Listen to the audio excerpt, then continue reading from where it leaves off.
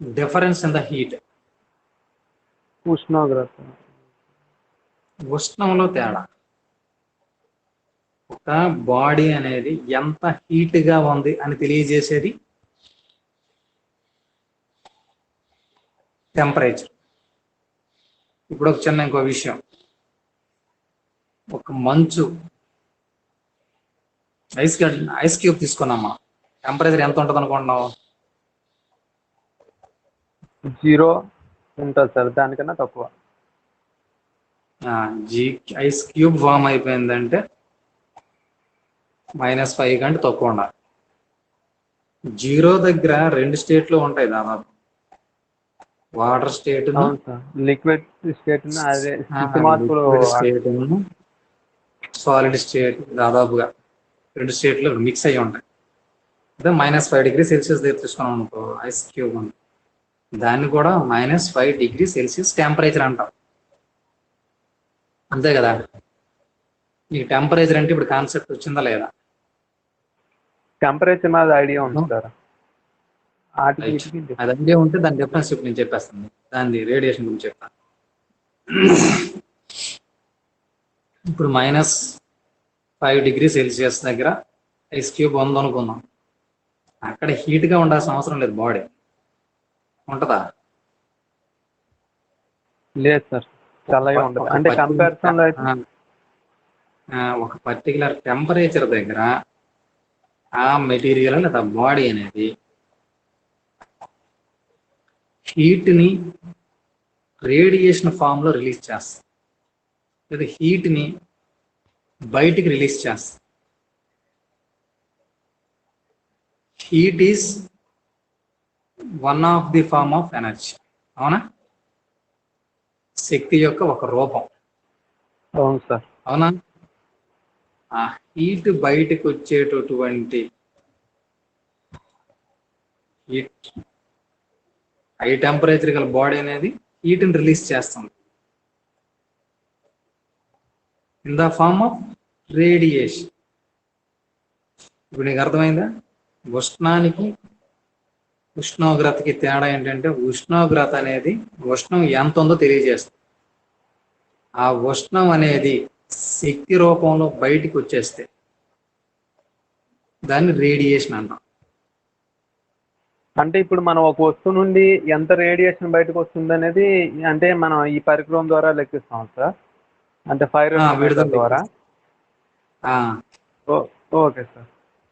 ఒక వస్తువు నుండి అని చెప్పలేము అన్ని సందర్భాలు, ఎందుకంటే ఒక వస్తువు నుండి వస్తుందంటే అది ఎంత దూరంలో ఉంది ఎలా తెలుస్తుంది మనకి?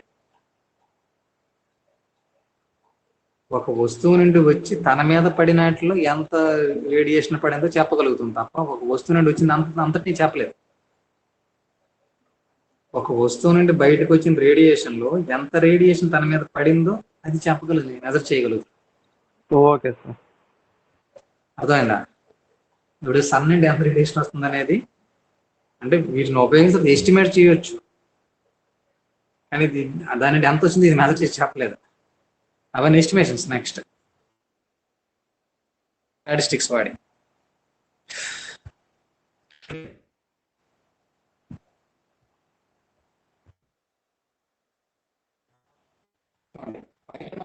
is a type of actinometer used for radiance planar surface.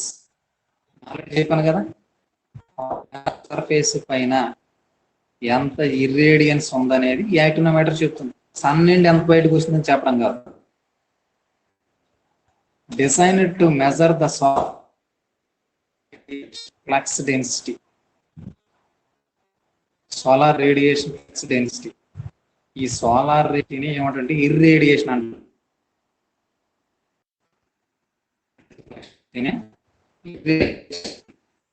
ఇర్రేడియన్స్ what for metre square లో దీన్ని చేస్తాం. అది ఎమిస్ఫియర్. మొత్తం రేడియేషన్ అంతా కూడా ఈ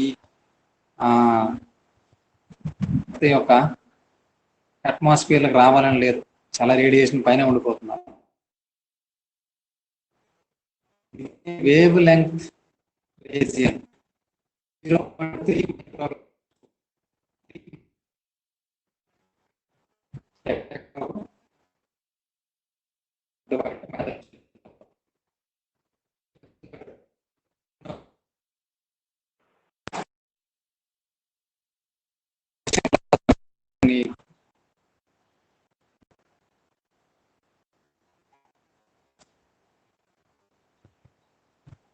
కనిపిస్తుందా ఆన్ స్క్రీన్ మీద ఉన్నది ప్రసాద్?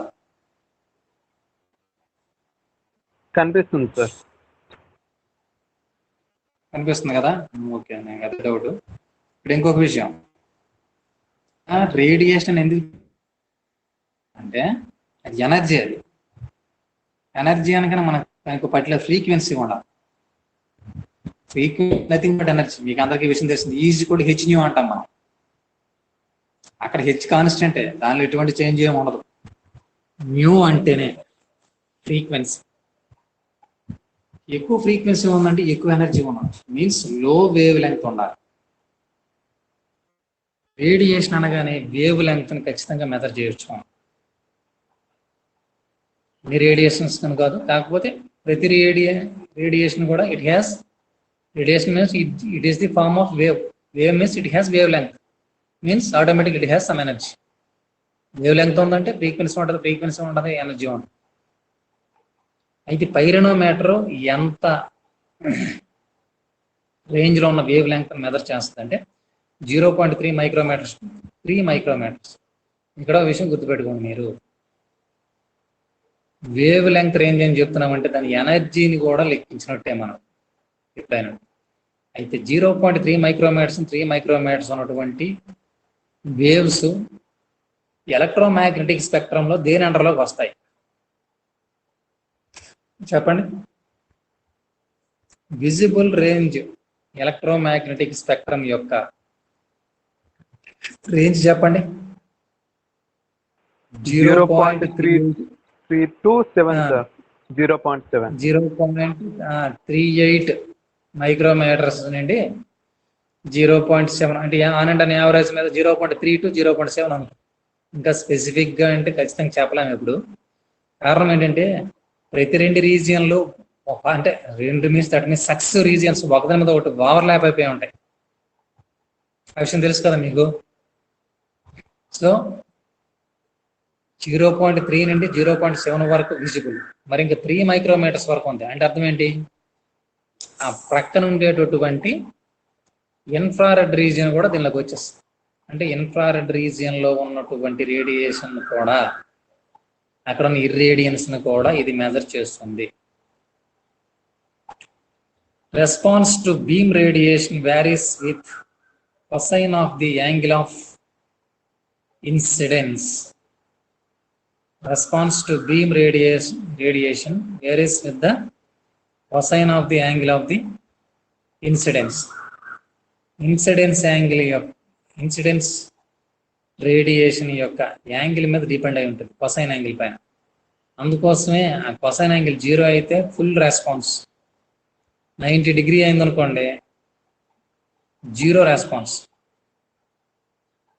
60 డిగ్రీ యాంగిల్ అయినట్లయితే 50% రెస్పాన్స్. కారణం అంటే cos 60 ఎంత? 1/2. అందుకే హాఫ్ రెస్పాన్స్ అని చెప్పాడు. అసలు కాస్ థీటా మీద ఎందుకు డిపెండ్ అవుతుందంటే, ఇక్కడ మనం ఒక యాంగిల్ మెజర్ చేస్తాం, అది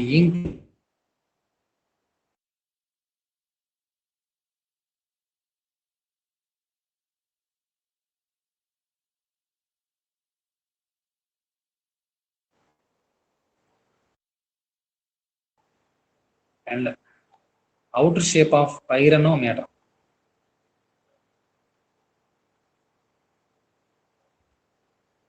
ఎర్త్ ప్లేన్ సర్ఫేస్ పైన పడినటువంటి ఇర్రేడియన్స్ ని మెజర్ చేసేటటువంటి డివైస్ ఇది. దీని ఇంటర్నల్ కన్స్ట్రక్షన్ ఏంటి, ఇది ఎలా పనిచేస్తుంది అనేది నెక్స్ట్ స్లైడ్ లో చూద్దాం.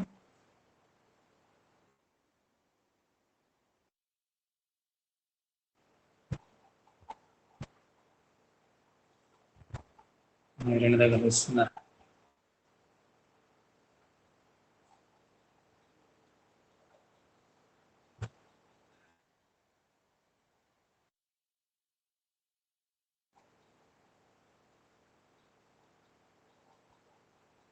Again, pyranometers are classified into two types. First one is thermopile technology pyranometer. Second one is silicon semiconductor technology pyranometer.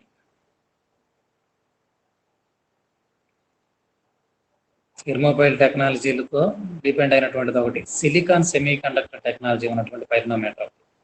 ఆ ఫస్ట్ దాన్ని ఏమంటారంటే థెర్మో ఎలక్ట్రిక్ పైరనోమీటర్ అంటారు. సెకండ్ వన్ ఏమంటారంటే ఫోటో ఎలక్ట్రిక్ పైరనోమీటర్. ఫస్ట్ది థెర్మో ఎలక్ట్రిక్ పైరనోమీటర్ అంటే thermo couples use చేసి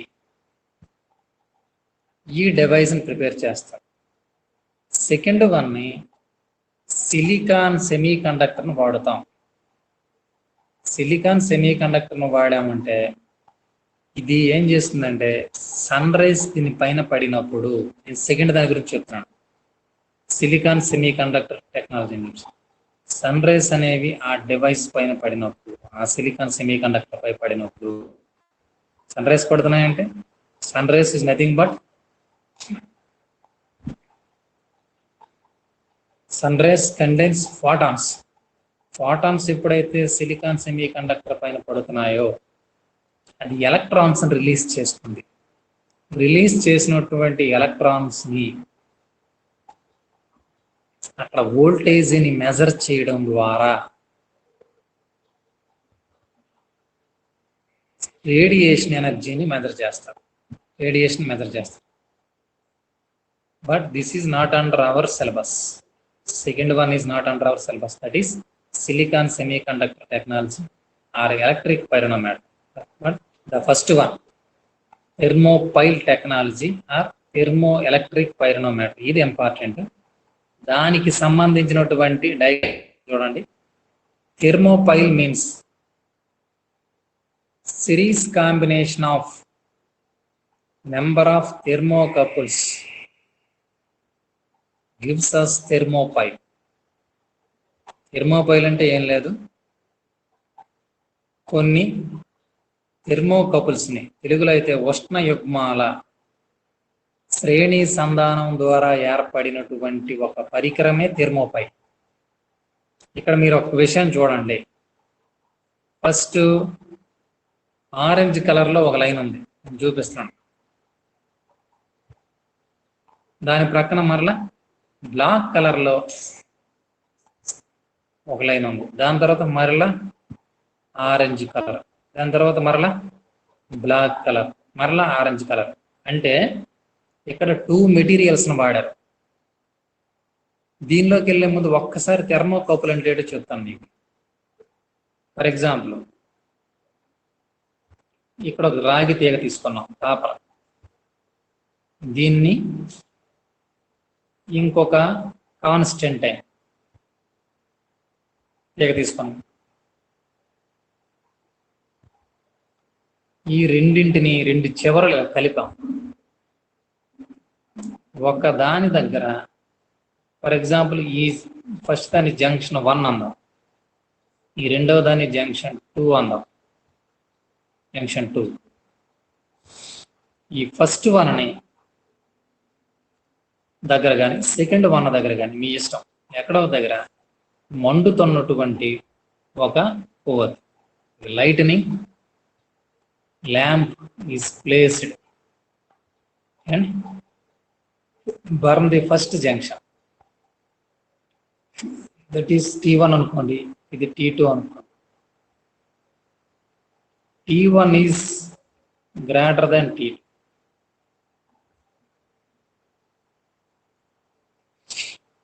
దీని మధ్యలో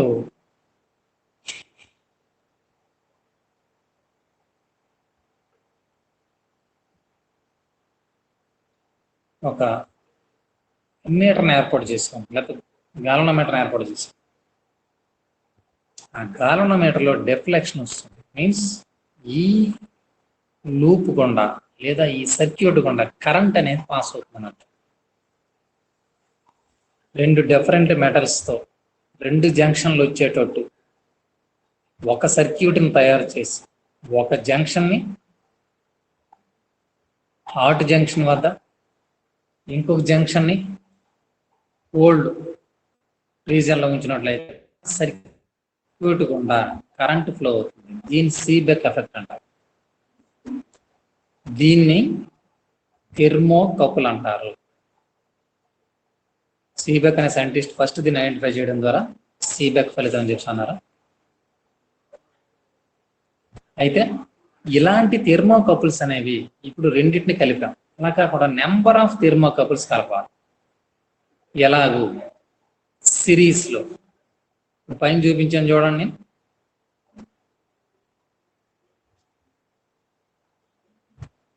ఫస్ట్ ఇక్కడ థెర్మోకపుల్ ఉంది.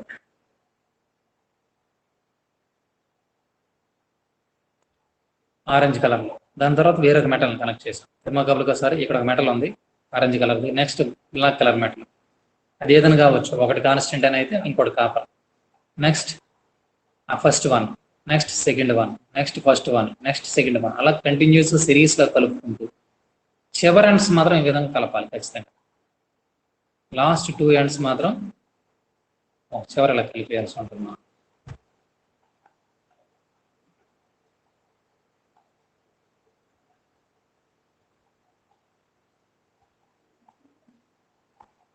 ఇక్కడ ఈ ఎల్లో కలర్ ఉంది చూడండి. ఈ ఎల్లో కలర్ యొక్క టాప్ ప్లేస్లన్నీ కూడా హీటింగ్ ఫ్లక్స్ అంటే పైనుండి రేడియేషన్ దీని మీద ఇన్సిడెంట్ అయినప్పుడు అవి హీట్ అయినట్టు ఈ లోయర్ పార్ట్స్ అనేవి ఇన్సులేషన్ చేసేయాలి. అంటే హీట్ దీని మీద పడినా ఈ క్రిందకి రాకుండా ఎల్లో కలర్లోకి రాకుండా హీట్ ఎక్కితే ఏది హీట్ ఎక్కాలి? ఈ టాప్ ప్లేస్ మాత్రం. నేను మళ్ళీ మీకు ఇది ఎక్స్ప్లెయిన్ చేస్తాను. ఈ పైన లైన్ ఉంది కదా, ఈ లైన్ మాత్రమే, ఈ లైన్ ప్లస్ ఈ ప్లేస్ అంతా టాప్ ప్లేస్ మాత్రమే హీట్ ఎక్కాలి. క్రింద ఉన్న ప్లేస్ అనేది హీట్ ఎక్కకూడదు. అందువల్ల ఈ ఎల్లో కలర్ అంతా కూడా ఇన్సులేషన్ చేసి ఉంటుంది అన్నమాట. ఎల్లో కలర్ అంతా కూడా ఇన్సులేషన్ చేసి ఉంటుంది. ఇలా ఎందుకు చేస్తాం? ఇదే ఈ పైరోనోమీటర్లో ఉండేటటువంటి ప్రిన్సిపల్, బేసిక్ ప్రిన్సిపల్. అలా ఎందుకు చేస్తాం అనేది ఈ ఫిగర్ చూసి మళ్ళీ మీకు ఎక్స్ప్లెయిన్ చేస్తాను. మీరు ఒక విషయం గుర్తుపెట్టుకోండి, ఇక్కడ థెర్మోకపుల్స్ని ఒక సిరీస్లో కనెక్ట్ చేయడం జరిగింది. అలా కనెక్ట్ చేసినటువంటి ఈ థెర్మోపైల్స్ ఈ ఎల్లో కలర్ అంతా ఇన్సులేషన్ మెటీరియల్తో, ఈ పార్ట్ ఇన్సులేషన్ మెటీరియల్, ఈ పార్ట్ ఇన్సులేషన్ మెటీరియల్, ఇది ఇన్సులేషన్ మెటీరియల్, అంతా ఇన్సులేషన్ మెటీరియల్. బట్ ఈ టాప్ పార్ట్స్ ఉన్నాయి చూడండి, ఈ పై పార్ట్, అలానే ఇక్కడ ఉండే పై పార్ట్, అలాగే ఇక్కడ ఏరో మార్క్స్ ఉన్నాయి కదా, అదంతా కూడా హీట్. అలా ఎందుకు ప్రిపేర్ చేయాలంటే ఈ పై జంక్షన్స్ అని, ఇక్కడ జంక్షన్ వచ్చిందా రెండు డిఫరెంట్ మెటీరియల్స్తోని, అలాగే ఇక్కడ ఒక జంక్షన్ వచ్చిందా, ఇలాగ నెంబర్ ఆఫ్ జంక్షన్స్ వస్తాయి. జంక్షన్ 1, ఇది జంక్షన్ 2, అలాగే దాని ప్రకారం ఇంకో జంక్షన్, ఇలా నెంబర్ ఆఫ్ జంక్షన్స్ వస్తాయి. వచ్చినప్పుడు ఈ జంక్షన్స్ అన్ని కూడా హాట్ జంక్షన్స్ అవుతాయి. హాట్ అంటే వేడిగా ఉండే జంక్షన్. ఇక్కడ ఇన్సులేషన్ చేయబడింది కనుక ఈ జంక్షన్స్ అని కింద ఇదొక జంక్షన్, ఇదొక జంక్షన్, అలాగే చివరి ఒక జంక్షన్, ఇలా నెంబర్ ఆఫ్ జంక్షన్స్ రావచ్చు. ఈ జంక్షన్స్ అన్ని కూడా కోల్డ్ జంక్షన్స్ అవుతాయి. ఎప్పుడైతే హాట్ వచ్చిందో ఆటోమేటిక్ గా దీని గుండా ఎలక్ట్రిసిటీ అనేది ఫ్లో అవుతుంది, కరెంట్ ఫ్లో అవుతుంది. ఇది కరెంట్ ఫ్లో తీగలా పనిచేస్తుంది. అప్పుడు ఈ రెండు చివరల, దీని చివర మధ్య మనం వోల్టేజ్ క్యాలిక్యులేట్ చేస్తాం. అది ఇక్కడ డెల్టా వి అని చూపించాడు. వోల్టేజ్ ని క్యాలిక్యులేట్ చేస్తాం. వోల్టేజ్ అనేది దేంతో మారుతుంది? ఇక్కడ టెంపరేచర్ డిఫరెన్స్ తో వోల్టేజ్ మారుతుంది. అనేది ఈ లోయర్ లెవెల్కి, ఇక్కడ చూడండి, ఈ కింద నుండే లోయర్ లెవెల్ యొక్క టెంపరేచర్కి ఈ పైన ఉన్నటువంటి లెవెల్ యొక్క టెంపరేచర్కి మధ్య డిఫరెన్స్ టెంపరేచర్ అనమాట. ఇది డెల్టా టీ. ఈ డెల్టా వి అని, ఈ డెల్టా పెరిగినప్పుడు దాని ఆధారంగా ఎంత రేడియేషన్ ఇన్సిడెంట్ అయింది అనేది క్యాలిక్యులేట్ చేస్తాం. అయితే మీకు ఒక డౌట్ రావచ్చు, మనకు తెలిస్తే డెల్టా వి ద్వారా డెల్టా టీనే తెలుస్తుంది కదా, అంటే మనం ఎనర్జీని క్యాలిక్యులేట్ చేయడానికి స్టీఫెన్ లాస్, స్టీఫెన్ తర్వాత దాన్ని డెవలప్ చేసి స్టీఫెన్ బోల్ట్జ్మెన్ లాస్ అవన్నీ వచ్చాయి కదా, మీరు చదువుకున్నారా? ఈ సెకండ్ ఇయర్లో ఫోర్త్ సెమ్లో నేర్చుకుంటారు. ఈ ల్యాండా ఈజ్ ఈక్వల్ టు ఈ ల్యాండా ఇస్ ప్రపోర్షనల్ టు T⁴ అని చెప్పేసి టెంపరేచర్ యొక్క 4th పవర్కి మనకి ఎనర్జీ అనేది ప్రపోర్షనల్ ఉంటుంది స్టీఫెన్ చెప్పాడు. దానిని మరలా బోల్ట్జ్మెన్ వచ్చి సవరించి చెప్పడం జరిగింది. ఆ ఫార్ములాస్ని వాడి వీటిని కనుక్కోవడం జరుగుతుంది. అయితే దీని కన్స్ట్రక్షన్ అలా చేస్తారు. ఇది ఇంటర్నల్గా ఉండే ప్రిన్సిపల్.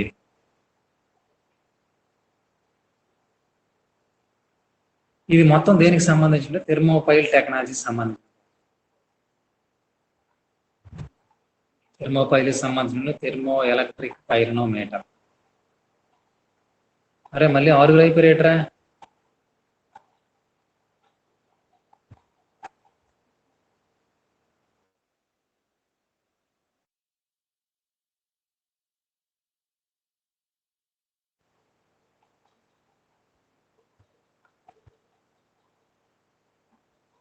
ఒక్కసారి చూడండి రా. దీనిలో పార్ట్స్ మీరు ఎక్స్ప్లెయిన్ చేసి అదర్ ప్రిన్సిపల్ ఎక్స్ప్లెయిన్ చేస్తే దీని గురించి చెప్పేస్తాం.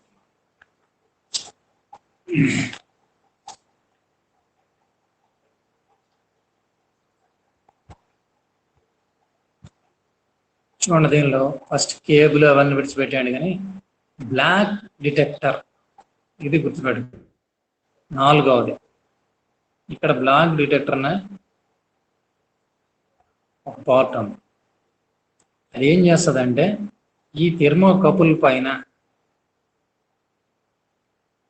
థెర్మోకపుల్ అంటే కాంబినేషన్ ఆఫ్ థెర్మోకపుల్ ఏమంటారు, థెర్మోపైల్ అంటాం.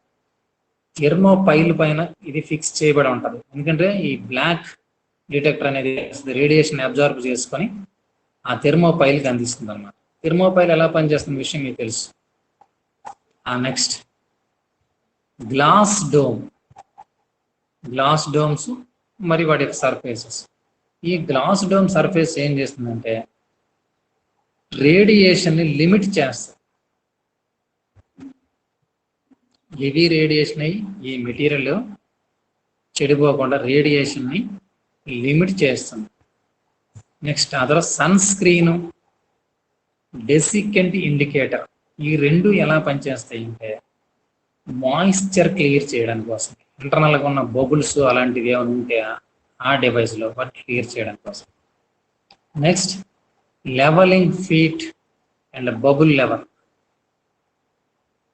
బబుల్ లెవెల్ అంటే ఈ రెండు దేనికి వాడతామంటే, ఇప్పుడు చూడండి మన స్పిరిట్ లెవెల్ ఉంటుంది. ఎప్పుడు స్పిరిట్ లెవెల్ చూసారా? స్పిరిట్ లెవెల్ని ఎలా యూజ్ చేస్తాము, మనం ఏదైనా సర్ఫేస్ని లెవలింగ్ చేస్తున్నప్పుడు అప్ అండ్ డౌన్ లేకుండా ఆ బబుల్ మధ్యలో ఉండేటట్టు మనం సర్ఫేస్ని లెవెల్ చేస్తాం. సర్ఫేస్ లెవెలింగ్ కోసం వాడేది స్పిరిట్ లెవెల్ అంటాం. ఇన్ జనరల్గా ఇక్కడ మేజన్ వర్కర్స్, తాబీ పని మేస్తులు ఉంటారు కదా, గోడ తలకి లెవెల్ చూసుకోవడం కోసం ఆ స్పిరిట్ లెవెల్ వాడుకుంటారు. అలాగనే ఇక్కడ లెవలింగ్ ఫీట్ అని ఒక పార్ట్. నెక్స్ట్ బబుల్ లెవెల్ అంటే అందులో బబుల్ ఉంటుంది అనమాట.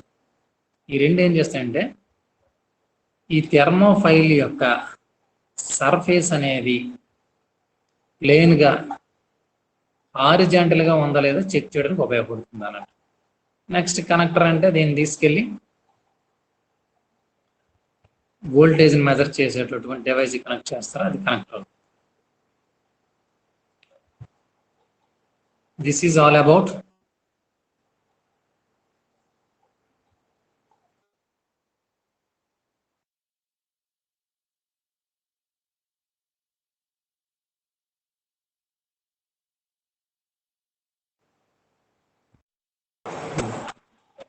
components of pyramid.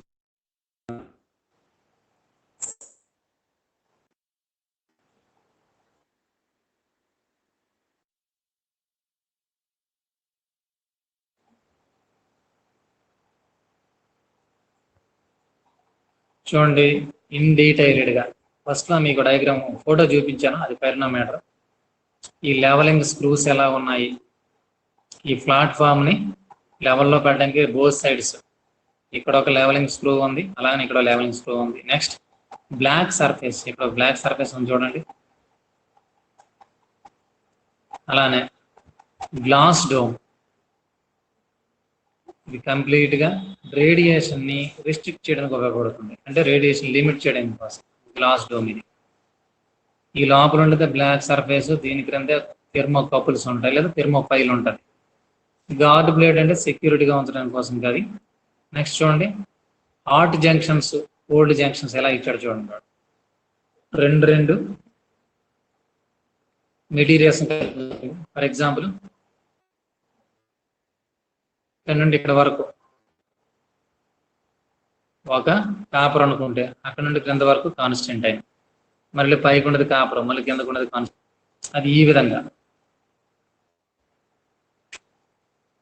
ఇక్కడ రాసి చూపిస్తుంది. ఫర్ ఎగ్జాంపుల్ ఇది కాపర్ అనుకోండి, పైకి కాపర్ వైర్ అయితే కిందకు వచ్చిన వైర్ కాన్స్టెంట్ అయిన, మళ్ళీ కాపర్ వైర్, మళ్ళీ కాన్స్టెంట్ వైర్, ఇలా ఫిక్స్ చేసుకోవాలి. మళ్ళీ కాపర్ వైర్, మళ్ళీ కాన్స్టెంట్ అయిన వైర్, మళ్ళీ కాపర్ వైర్, మళ్ళీ కాన్స్టెంట్ అయిన వైర్, ఇలాగా జంక్షన్లు వచ్చేటట్టు ఫిక్స్ చేసుకోవాలి.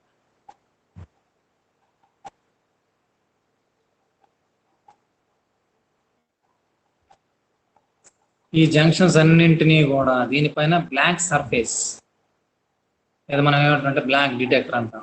ఈ బ్లాక్ కలర్ అనేటటువంటి మెటీరియల్ ఫిక్స్ చేయడం వల్ల దీని మీద సన్ రైజ్ ఇన్సిడెంట్ అవ్వటం వలన ఈ జంక్షన్స్ అన్ని హాట్ జంక్షన్స్ గా మారిపోతాయి, ఈ క్రిందకు వచ్చేవన్నీ కోల్డ్ జంక్షన్స్ గా మారిపోతాయి. ఈ రెండింటి మధ్య టెంపరేచర్ డిఫరెన్స్ అనేది ఏర్పడుతుంది, డెల్టా టీ. దేని కలుపుతాం, వోల్టేజ్. దీంతో డెల్టా విని మెజర్ చేసుకుంటాం. డెల్టా దేన్ని మెజర్ చేస్తాం, ఎనర్జీని మెజర్ చేస్తాం. ఎనర్జీని ఈ లాంబ్డా ఆర్ ఈతో ఇండికేట్ చేస్తాం. ఇది టోటల్గా దీనిలో జరిగినటువంటి మెకానిజం.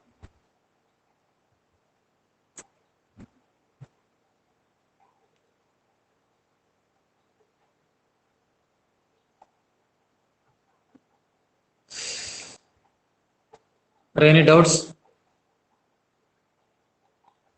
సార్ డౌట్స్ ఏం లేవు కానీ సార్, దీని నిర్మాణం మనకి పనిచేసే విధానం అడుగుతారా, లేకపోతే ఇది కూడా అడుగుతారా సార్? అంటే సోలార్ కాన్స్టెంట్ మెజర్ చేయమని అడుగుతారా? సోలార్ కాన్స్టెంట్ మరి పైరా హీలియోమీటర్. ఇది ఏంటంటే అంటే మెజర్ చేసేటటువంటిది. చెప్పు, అడుగు. Okay sir. Okay sir. Sir ఒక హీలియోమీటర్ ఏం చేస్తుందంటే అన్ని డైరెక్షన్ లో కూడా ఒక పర్టికులర్ యూనిట్ పైన పడినటువంటి సన్ రైజ్ ని మెజర్ చేసేది.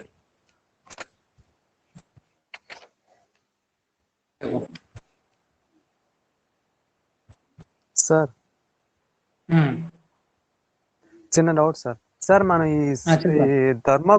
థర్మోకపుల్స్ ఉన్నాయి కదా సార్, దాన్ని ఉపయోగించి మనం సోలార్ ప్లేట్స్ ఏమైనా డెవలప్ చేయవచ్చా సార్? అంటే మనకి ఇక్కడ ఎలక్ట్రాన్ ఫ్లో అనేది ఉంటుంది కదా సార్. ఎలక్ట్రాన్ ఫ్లో ఉంటది. దానివల్ల మనం సోలార్ ప్యానల్స్ ఏమైనా డెవలప్ చేయవచ్చా సార్? మనము ఇక్కడ ఒక విషయం అంటే, నేను చదువుకున్న వరకు, నేను స్టడీ చేసేంత వరకు చెప్పాను. మనకు సీబక్ ఎఫెక్ట్ ఎక్స్ప్లెయిన్ చేశాం కదా. అవును సార్. సీబక్ ఏం చేస్తున్నాము, రెండు డిఫరెంట్ జంక్షన్స్ ఏర్పాటు చేస్తాం డిఫరెంట్ మెటీరియల్స్ తోని. రెండు జంక్షన్లు ఏర్పాటు చేస్తాం డిఫరెంట్ మెటీరియల్స్ తోని. ఒకదాన్ని కోల్డ్ రీజియన్ లోని, ఇంకో దాన్ని హాట్ రీజియన్ లో ఉంచుతాం. తద్వారా టెంపరేచర్ డిఫరెన్స్ ఏర్పాటు చేయడం ద్వారా సర్క్యూట్ గుండా ఎలక్ట్రాన్స్ ఫ్లో అవుతాయి. వోల్టేజ్ ని మెజర్ చేస్తాం, వోల్టేజ్ డిఫరెన్స్.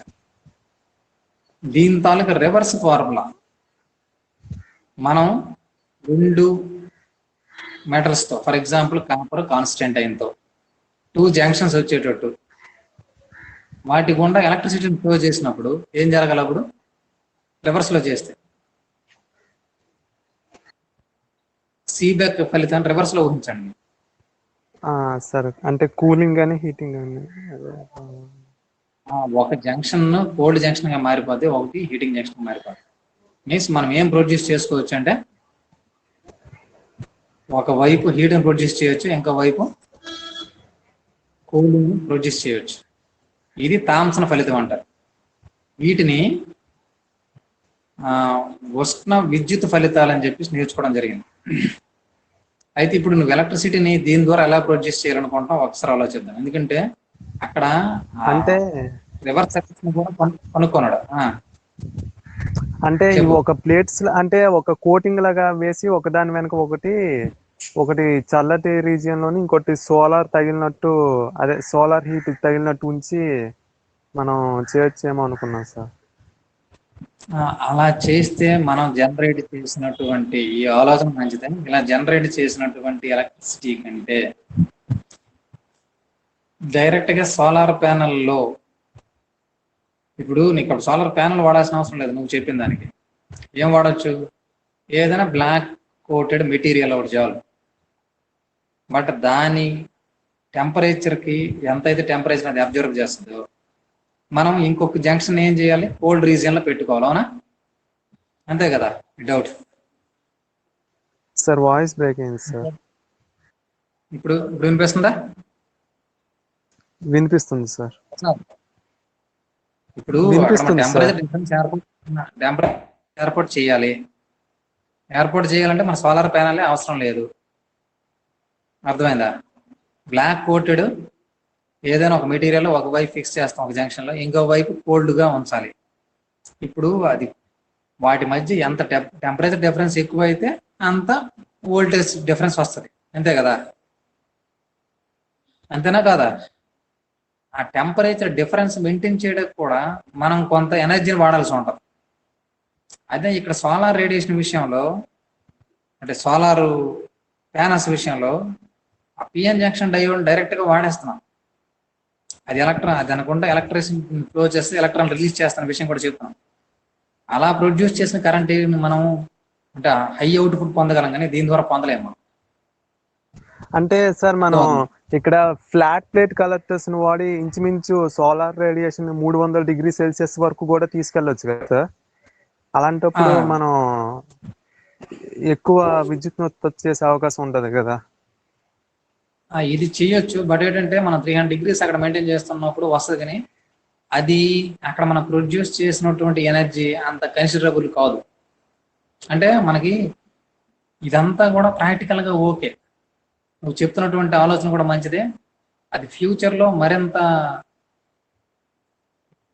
టెక్నాలజీ డెవలప్ అయినప్పుడు యూజ్ అవ్వచ్చు.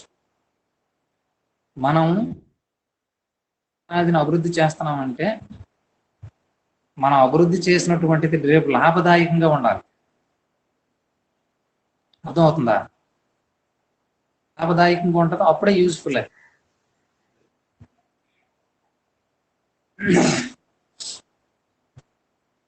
తయారు చేసింది రేపు ఉదయం అనేది రేపు పబ్లిక్ యూసేజ్లోకి రావాలంటే ఎప్పుడు యూసేజ్లోకి వస్తుందంటే అది మనకి ఎక్కువ ప్రాఫిటబుల్గా ఉండాలి. దాని మీద ఇన్వెస్ట్మెంట్ ఎక్కువ అయిపోయి రిజల్ట్ తప్పు, అది ఇబ్బందికరం. ఓకేనా? Okay sir. ఇంకెనీ డౌట్స్? ఇంకేమైనా?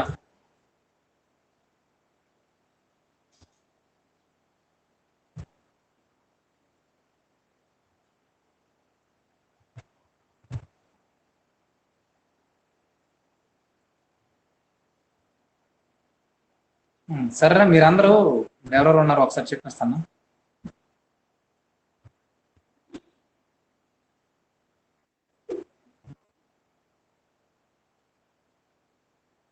ఈశ్వరరావు ఎనర్జీ ఉన్నాడా? మరి నువ్వు అసైన్మెంట్స్ పెట్టట్లేదు, కింద నాకు పెట్టావు చూశాను. పూర్తి స్థాయిలో అందరూ అసైన్మెంట్స్ పెట్టండి. నేను క్వశ్చన్స్ పెట్టినా, మేడం గారు క్వశ్చన్స్ పెట్టినా అసైన్మెంట్లు పెట్టేయాలి. రవితేజ నువ్వు బ్లాక్ ఇంక్ తో రాస్తున్నావు, బ్లూ ఇంక్ తో రాసి పెట్టరా. నీవన్నీ చూస్తున్నా సార్. సరే సార్. బ్లూ తో రాశాను అంటే పూర్తి బ్లూ వాడరా? పూర్తి బ్లూ వాడు. సరే సార్, అంటే క్వశ్చన్స్ గట్టు బ్లాక్ తో రాస్తాను. బ్లాక్ తో రాయ సార్ అది చదువు కూడా బాగుంటావు కదా సార్. మళ్ళీ ఏది ఇప్పుడు మీరు రాసిన అసైన్మెంట్లు ఎగ్జామ్స్ కి అందుకోసమే కదా ఆ, ఆ, మీకు అసైన్మెంట్స్ పెట్టింది మిమ్మల్ని ఇబ్బంది పెట్టడానికి కోసం కాదు. మీరు దాన్ని అవన్నీ మీరు 10 చెప్పిన మార్క్స్. దాన్ని మళ్ళీ వాటిని కోఆర్డినేట్ చేసి రాయటం వల్ల రేపు ఎగ్జామినేషన్ పాయింట్ ఆఫ్ వ్యూలో మీకు ఈజీ అవుతున్న ఉద్దేశమే. సరే. ఏమైనా మీకు ఇబ్బంది పెట్టడానికే, మీకు అన్యాయం చేయడానికి ఇదంతా. అసైన్మెంట్స్ రాస్తాం, అలాగే. ఇంటర్నల్ మార్క్స్ పోస్ట్ చేద్దాం. మీరు అసైన్మెంట్స్ అన్ని పక్కాగా రాసి పెట్టండి. ఓకే సార్ కాలేజీకి రమ్మంటాను రేటే సార్. కాలేజీకి అయ్యారా? మీరు కాదు అన్నారు. సార్, భగవాన్ సార్ సార్ భగవాన్ సారు 7వ తారీఖున మిడ్ కాలేజీకి ఎగ్జామ్ వచ్చాట, పెడతానన్నారు సార్. ఎగ్జామ్ రాయాలట. 7వ తేదీ ఏం వారం పడిందిరా? శనివారం సార్. శనివారం. శనివారం ఎప్పుడు పెడతారు ఆయన ఎగ్జామ్? August 8 sir. అవునరా, శనివారం ఉదయం మధ్యాహ్నం? క్లాసులు ఉన్నాయి చెప్పలేదు సార్. సార్. మరి ఎప్పుడు మీకు ఎప్పుడు నచ్చితే అప్పుడు రావాలి కాలేజీకి అని అంటారు. ఒరే మీరు అక్కడ తాత్కాలికంగా తప్పించుకోవడం ఒక పని చేయండి. తప్పించుకోవడం నా ఉద్దేశం మరేట్లేదు. శనివారం అంటే శ్రీన్ సార్ క్లాసులో నేను చెప్పాను రా సాయంత్రం.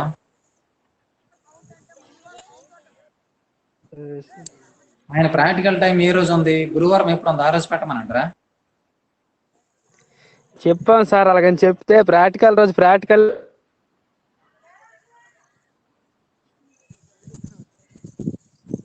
మీరు ఏ ఎగ్జామ్ రా రాయడానికి?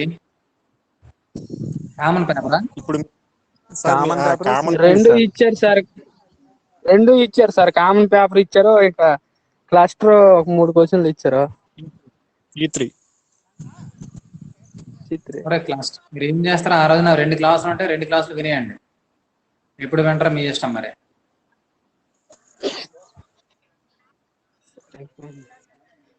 సార్ ఇప్పుడు ఓకేనా? మీరు అసైన్మెంట్ వాళ్ళు అదే భగవాన్ సార్ కూడా మిడ్ టైప్ లో అనేసి అన్నారు సార్. మీరు ఇప్పుడు అసైన్మెంట్ ఎలా పెడతారు, అలా 3 క్వశ్చన్స్ ఇస్తాను రాసేయండి అనేసి అన్నారు. అది ఫిజికల్ గా రాయాలట ఆయనకి సార్. ఫిజికల్ గా అక్కడ క్యాండిడేట్ కనిపించాలంట సార్. రాయమంటే గవర్నమెంట్ మనకేం ఇన్స్ట్రక్షన్స్ ఇవ్వలేదురా రాయమని చెప్పేసి.